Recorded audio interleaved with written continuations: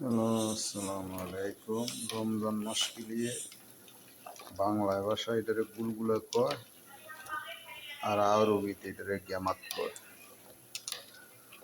ঠিক আছে, গুলগুলো বানাই বিদেশে, বুঝছেন?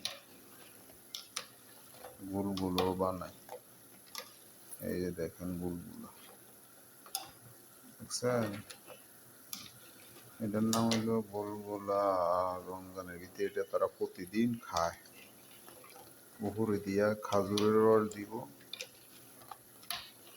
দিয়া খাইব, দেখছেন? এটা হলো গুলগুলা।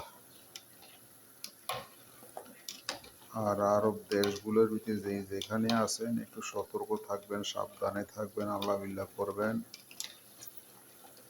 হেফাজত করার মালিক আল্লাহ।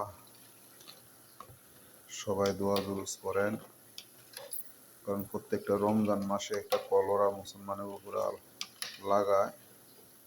এরা ইচ্ছা করে এগুলা করে, আর কি করবেন। আমরা মুসলমান তো আর সবাই এক না, তাই আমরা এই সমস্যাগুলো ফেস করি। যাক, আল্লাহ করবে আমাদেরকে একটা শান্তির রাস্তা খুঁজে দিব।